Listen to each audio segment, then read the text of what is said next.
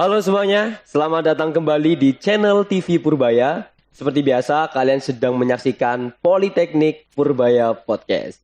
Oke, kali ini saya sudah bersama teman saya dari semester 3 yang sekarang dia ini adalah sebagai ketua di Hima TM. Yaitu ada Mas Vito. Oke, Mas, gimana kabarnya? Alhamdulillah baik. Sebelumnya kita udah pernah ketemu belum ya? Mungkin pas saya waktu di PKKMB tadi. Udah pernah ketemu saya. Ya, kenal. Tapi saya nggak lihat kamu di ya PKKMB. kan ya mungkin ya kan beda gitu. Soalnya Beda tingkat. soalnya Mas Vito ini mungkin termasuk anak yang rajin. Oh, tidak Iya. juga.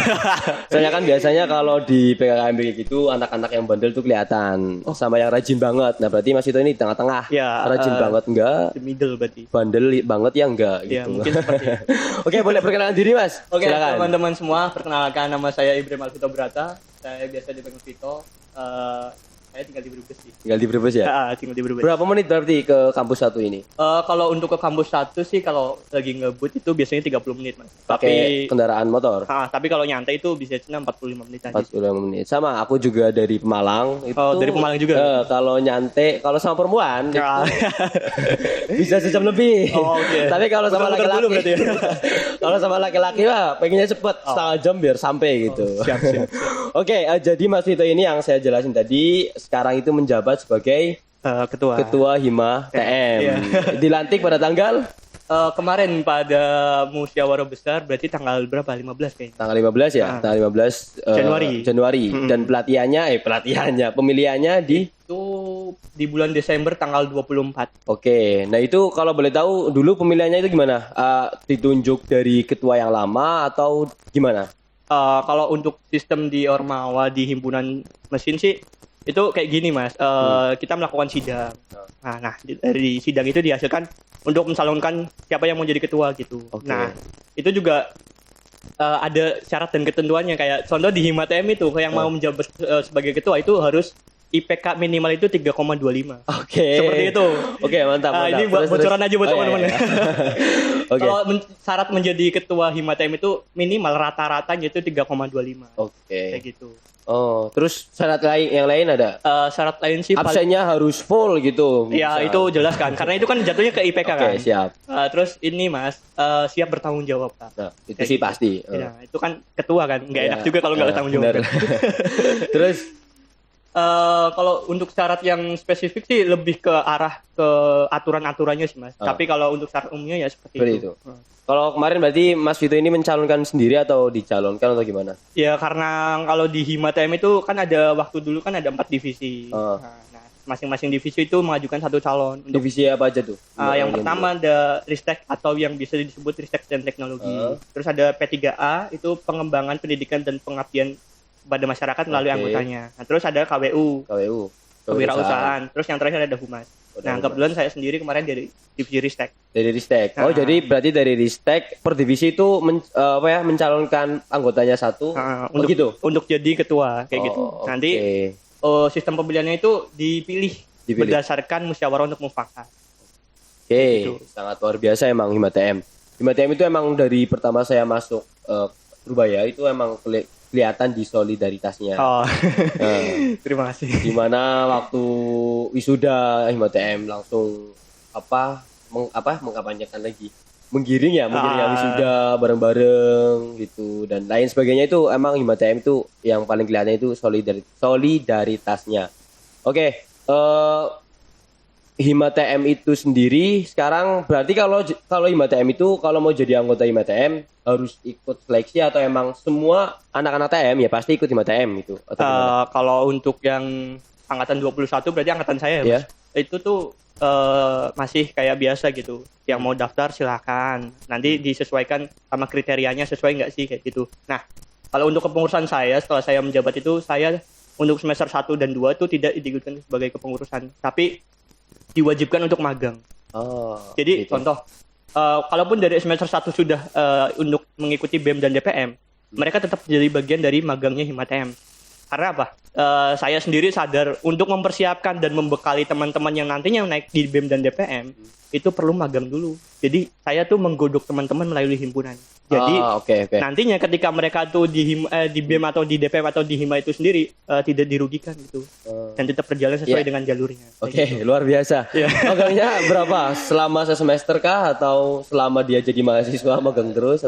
Selama saya belum reor. Kayak gitu. Nah nanti setelah saya reor berarti kan naik ke pengurusan kan. Nah itu baru nanti kalian dilantik. Kegiatan magangnya ngapain aja berarti? Untuk kegiatan magang tuh ada beberapa kegiatan yang kayak diterjunkan langsung gitu. Jadi kita tuh melalui proses upgrading, Mas. Nah, upgrading itu kayak contoh untuk lingkungan kampus itu ada LKMM. Nah, kalau LKMM itu kita bikin 3. Nah, LKMM pertama itu di kuartal pertama. Jadi program kita itu ada kuartal. Kita referensi dari IO juga kan. Nah, untuk kuartal pertama Januari sampai Februari. Nah, di situ magang upgrading yang pertama itu mahasiswa magang diharapkan bisa surat menyurat, terus bisa bikin proposal. Ya intinya hal-hal yang berbau dengan tulis-menulis itu mahasiswa administrasi harus bisa kayak gitu. Nah, setelah upgrading kedua itu diperkenalkan dengan masalah atau studi kasus. Nah, setelah masuk upgrading 3 itu langsung dikenalkan dengan masalahnya kayak menangani gitu, Mas. Sistemnya seperti itu gambarannya. Dibentuk biar anak-anak mahasiswa ini menjadi problem solve. Jadi dia beradaptasi dengan masalah yang ada gitu. Seperti itu. Berarti itu diwajibkan semua anak HTM itu ikut. Iya. Karena gini, semester ini di angkatan 2022 tuh teknik mesin cuman kebagian agak geser ke mic, mohon maaf. Satu kelas, Mas. Satu kelas itu cuman 19 anak. Tahun ini. Tahun ini di angkatan 2022. Angkatan 2022. Itu jumlah semuanya ya 19 ya. Itu makanya kita sadar karena kekurangan. Jadi kita bikin gimana yang satu tuh bisa jadi 3. Maksudnya gimana yang satu itu bisa jadi 3? Satu orang itu setara dengan 3 orang. Kualitasnya ya. Kualitasnya seperti itu. Nah, sedangkan di semesternya Mas Vito sendiri ada berapa? Kalau keseluruhan kalau dihitung sama yang belum keluar ya. Dulu itu ada 70. Makin kesini makin banyak yang keluar, Mas. Kayaknya ada 49 orang sih dari 2 kelas. Dari 2 kelas total 49 orang. Itu kenapa teman-teman kok pada keluar? Ya mungkin ada beberapa hal yang tidak sesuai dengan diri dia kayak gitu. Terus juga kadang ada permasalahan internal yang dibawa, Mas. Kayak gitu. Kadang sulit sih emang. Kalau udah bicara internal emang sulit. Udah bisa kerendes aja udah. Jatuhnya pada ngeluh semua. Yang penting jangan adu nasib. Nah, berarti emang sangat luar biasa ya Hima TM ini. Nah, berarti kalau yang saya lihat kan emang solidaritasnya tinggi ya, kerjasamanya juga bagus. Itu emang gitu pada saat jalannya kegiatan emang anak-anak Hima TM ku emang apakah cara bentuknya itu gimana biar teman-teman itu bisa saling kerjasama, solidaritasnya tinggi itu gimana? Yang pertama sih waktu ini, Mas, waktu tipe maba. Waktu di maba. Tipe maba setelah PKKMB kan kita mengadakan untuk pembinaan. Nah, pembinaan itu sendiri itu nggak semerta-merta kayak kumpul, enggak. Jadi kita membunuh karakter-karakter teman-teman yang emang transisi dari siswa ke mahasiswa tuh dibunuh gitu. Jadi disetarakan bahwasanya di sini tuh nggak ada orang pinter. Kalau kamu mau jadi mahasiswa yang benar itu jadi orang yang niat seperti itu. Terus apa lagi? Ya terus kadang kita tuh punya program untuk safari kampus dan kebetulan kan kita kan tergabung di Forum Mahasiswa Mesin Jateng Utara kan. Nah di situ tuh teman-teman dari mahasiswa teknik mesin mau yang negeri mau yang swasta itu open banget ke kita. Jadi mereka tuh memberikan gambaran bahwasanya mahasiswa tuh harus kayak gini loh, mahasiswa mesin tuh harus kayak gini loh. Di kamu ada nggak? Nggak ada. Ayo terapin seperti itu. Nah jadi biasanya kita kalau ke Tegal kan ke UPS atau ke PHB. Nah kalau ke Semarang kita biasanya ke UNES atau ke Polines. Langsung ke berinteraksi sama teman-teman yang lain. Dan itu bersyukurnya saya sebagai mahasiswa teknik mesin ya mereka tuh tidak memandang kayak saya berasal dari mana seperti itu. Berarti alhamdulillah juga sudah dapat koneksi dari teman-teman Hima TM sebelumnya yang menjalin koneksi dengan baik sama kampus-kampus lain. Ya kita kan diusahakan untuk meneruskan silaturahminya aja sih seperti itu. Bener. Kayaknya saya mainnya kurang jauh deh. Ya seperti itu mungkin sedikit gambaran aja sih Mas. Nah itu juga sebenarnya tidak semerta-merta hanya silaturahmi. Kita juga banyak studi banding gitu. Bukan untuk studi banding masalah kampusnya, tapi masalah proses pembelajarannya. Betul. Nah, berarti kalau di setiap divisi kan tujuannya dari IMATM juga IMATM bernaungnya di Politeknik Purbaya ya. Untuk apa ya? Untuk pengamalan atau gimana ya? Pengabdian ke Politeknik Purbaya itu per divisinya gimana? Kalau kegiatan mingguan kita punya 2 program. Minggu pertama dan minggu ketiga itu kita mengadakan gerakan 1000 nasi bungkus. Oke. Nah, gerakan 1000 nasi bungkus itu unik banget, Mas. Gimana? Kita kemas secara unik banget. Gerakan 1000 nasi bungkus itu yang 1000 bukan nasinya, tapi orangnya. Keberkahannya. Tapi keberkahannya. Seperti itu uniknya kan. Oke. Terus apa? Berarti gimana kegiatannya? Kita apa ya? Itu diadakan setiap minggu pertama dan minggu ketiga. Minggu pertama dan minggu ketiga setiap bulan. Bulan. Dan kemarin udah pelaksanaan di sekitaran Selawi. Karena ya tujuan utamanya ya kita sama-sama merasakan jadi seseorang yang tidak mampu seperti itu. Dan itu pelaksanaannya di hari Jumat. Di hari Jumat. Di hari Jumat. Di Selawinya di mana? Muter sih, Mas. Kayak kalau misalkan ditaruh di lampu merah itu kayak nggak sesuai dengan target. Juga. Nah, kalau kita muter nyari siapa yang hujan nyari emang orang yang benar-benar butuh kan. Iya, seperti itu. Kalau di lampu merah mah iya, siapa aja boleh ngambil. Siapa aja boleh ngambil dan dia sebenarnya orang mampu, dia bawa motor kok. Bawa motor dia mau keluar, pati-patinya dia keluar ya dia mau cari makan, mau cari apa segala macem. Gengsi aja sih Mas itu, Mas. Oke. Nah, kalau untuk minggu kedua sama keempat kita buka stand di Car Free Day. Car Free Day di Hanggawan Slawi. Hanggawan Slawi itu di mana? Di Alun-Alun Slawi. Jalan Slawi. Itu kita buka stand itu satu. Kita konsepnya akustikan. Nah, kan kita punya produk untuk kewirausahaan. Nah, itu dijual juga.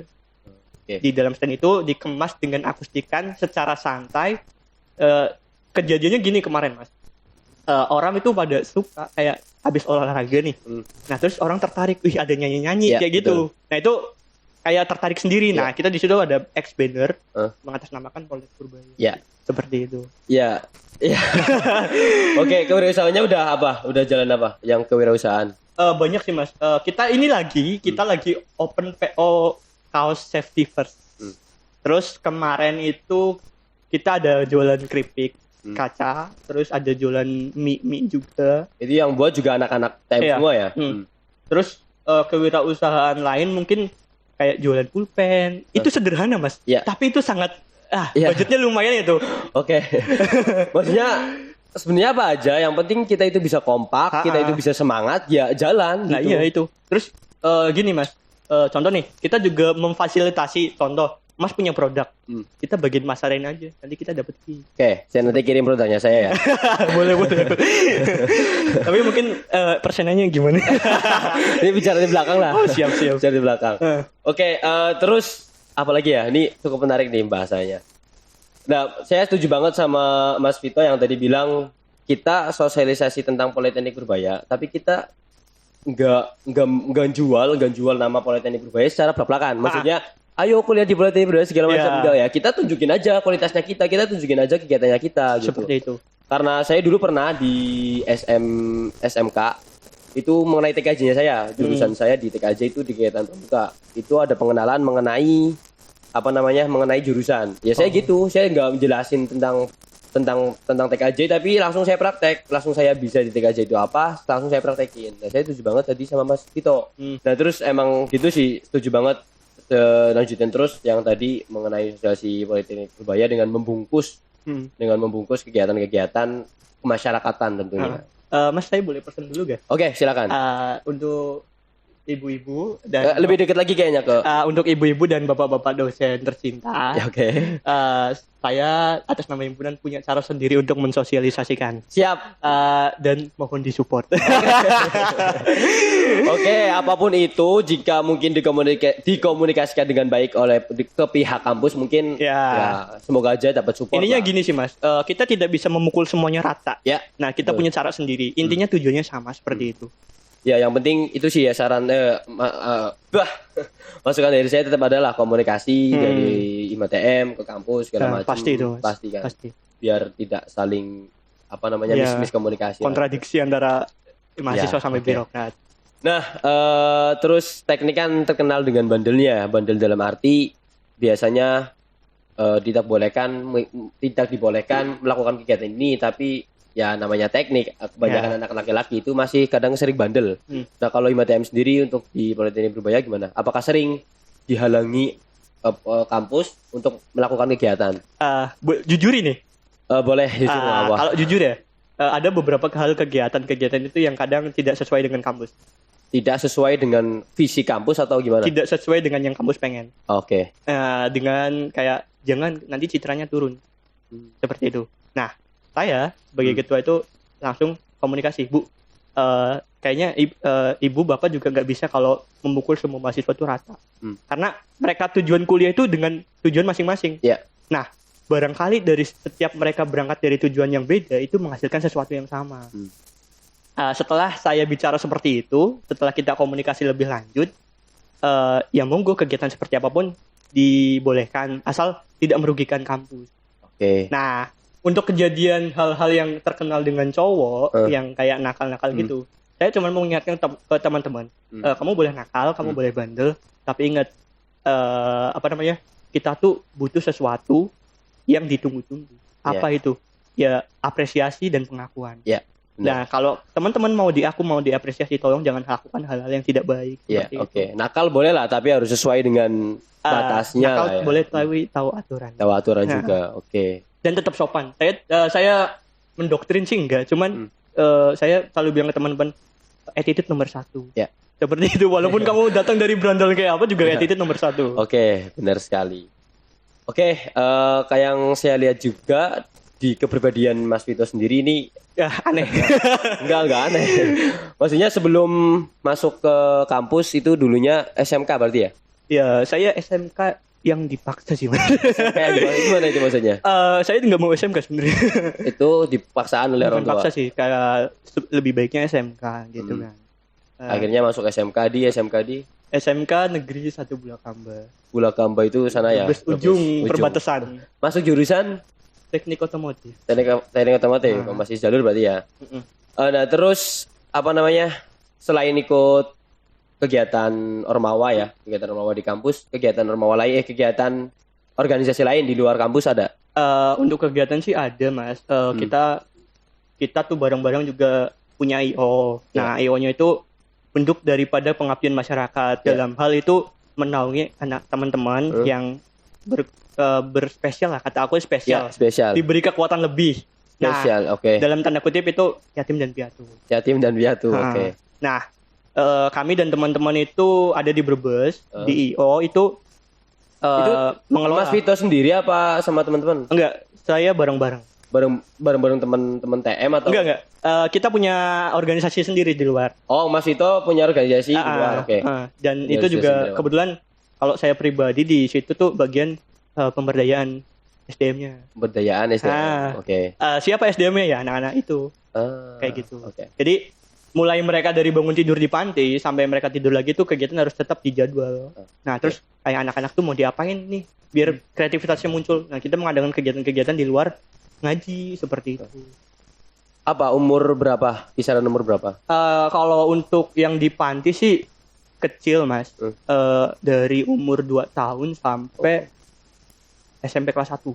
Iya, masih harus emang di itu. Nah, tapi kalau misalkan anak-anak yatim piatu yang di bawah naungan kami itu sampai kelas 12 SMA. Sampai kelas 12 SMA. Setelah itu karena jadi di atas IO kami itu masih ada organisasi lagi. Oke. Ada yayasan lagi. Nah, kita tuh bertugas untuk membuat kegiatan terus jadiin konten seperti itu dan disebarluaskan ke sosmed. Oke. Seperti itu. Tugas kami cuma seperti itu doang. Untuk menyebarluaskan hal-hal positif juga lah ya. Dan itu juga bukan untuk anak yatim doang, kita juga punya lansia berapa? Sejumlah 78. Itu di mana tempatnya? Di Brebes. Brebesnya? Tepatnya di Desa Wanasari. Oke. Itu kalau misalkan teman-teman mau lihat kegiatannya, teman-teman bisa kunjungi Instagramnya aja. Oke. Itu ada Yayasan Mukti Indonesia. Yayasan Mukti Indonesia, langsung kunjungi aja tuh. Makanya saya lihat dari kepribadian Mas Vito sendiri kayak mengenai kegiatan masyarakat itu udah nggak asing lagi lah, udah sering kayaknya. Ya mungkin karena latar belakang kita berangkat dari mana sih, Mas? Jatuhnya kayak kita juga pengen menimbulkan sesuatu yang bermanfaat untuk orang lain. Untuk orang lain, lingkungan, masyarakat. Walaupun dikatakan tidak alim-alim banget ya. Karena ya, namanya berproses. kalau penilaian alim tuh menurutku subjektif. Ya, Penilaian menurut siapa?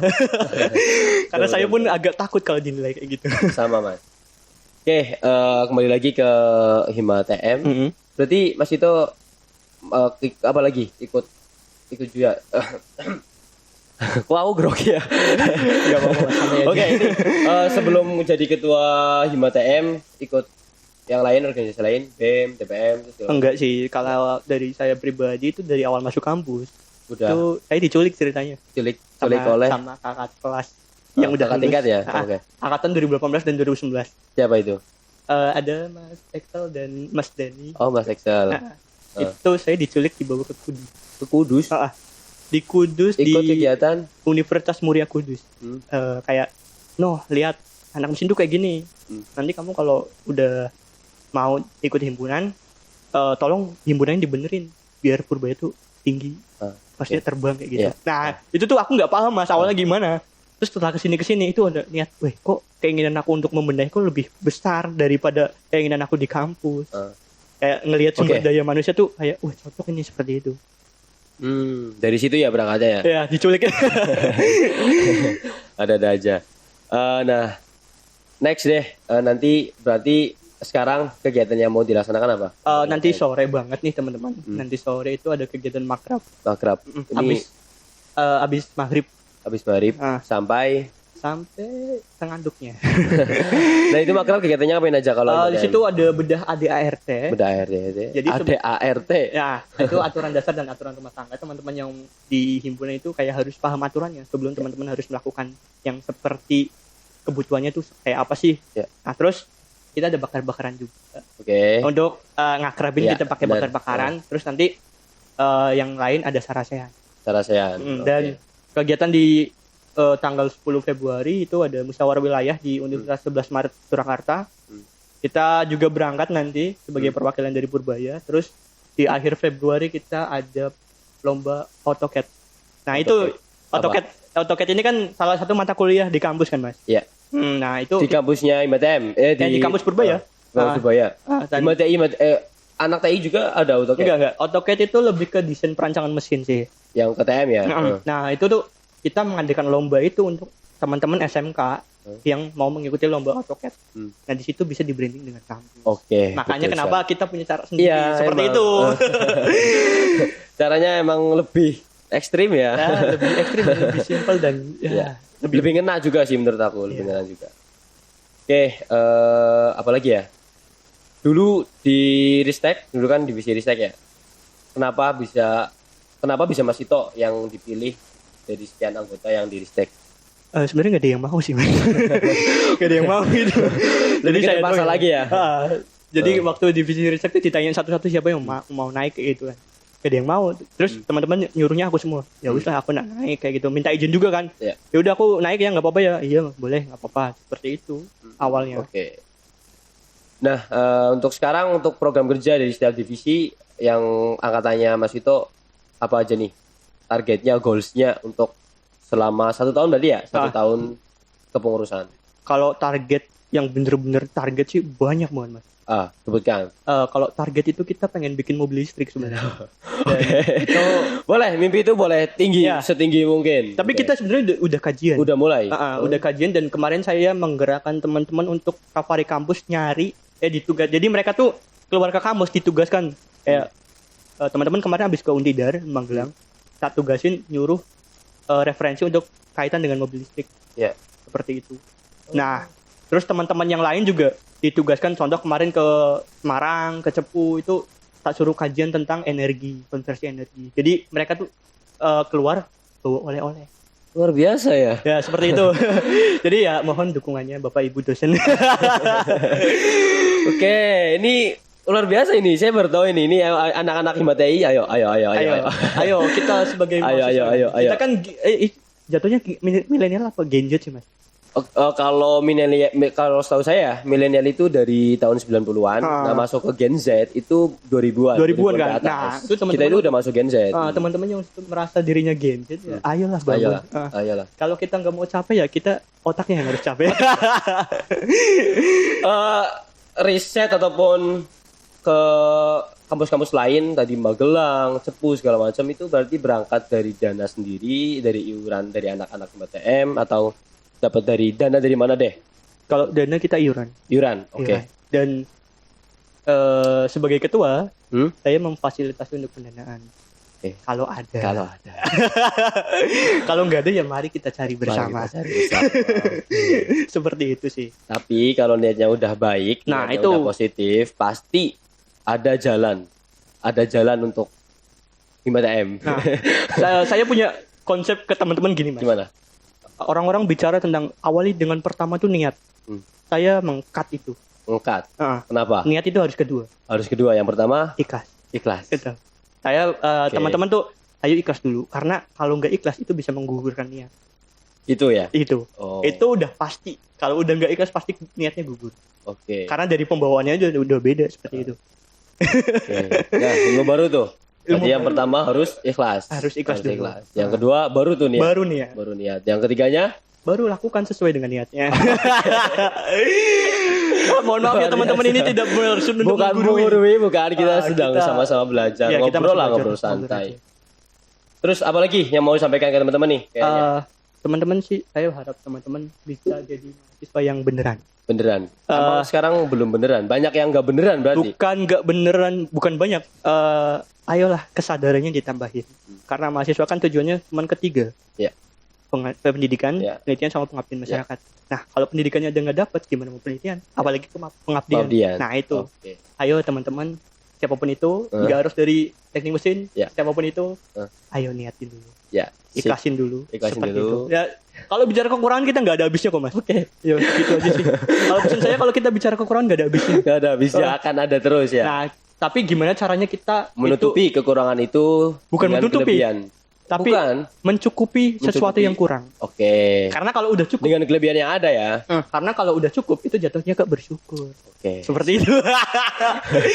Nih luar biasa nih pengurus panti jadi gini nih. Banyak juga sih.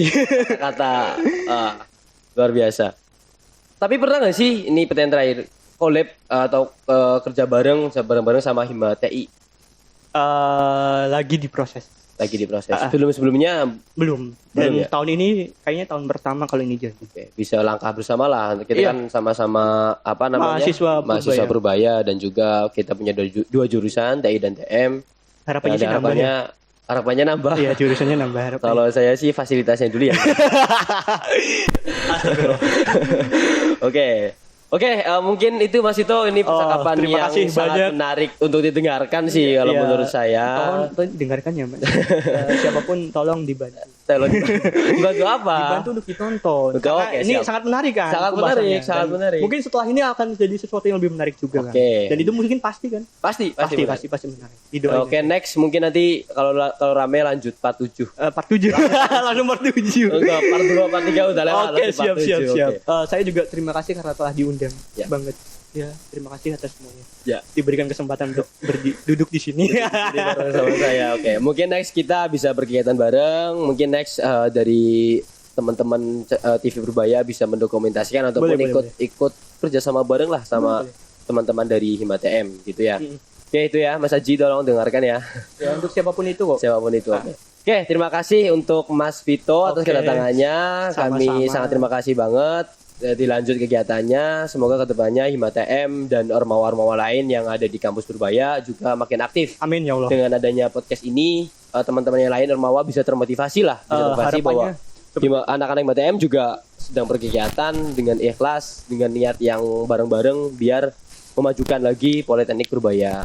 Jadi Mas Ito, kalau dari saya tuh, kalau mau mengharapkan perubahan, jangan mengharapkan perubahan dari luar, tapi perubahan dari diri sendiri dulu. Oke. Jangan ngarepin sesuatu yang dari diri sendiri itu nggak ada. Oke. Seperti itu. Oke, cukup kita ngobrol persenannya yang tadi produk saya di belakang. Oke, yuk kita tutup. Terima kasih semuanya. Terima kasih.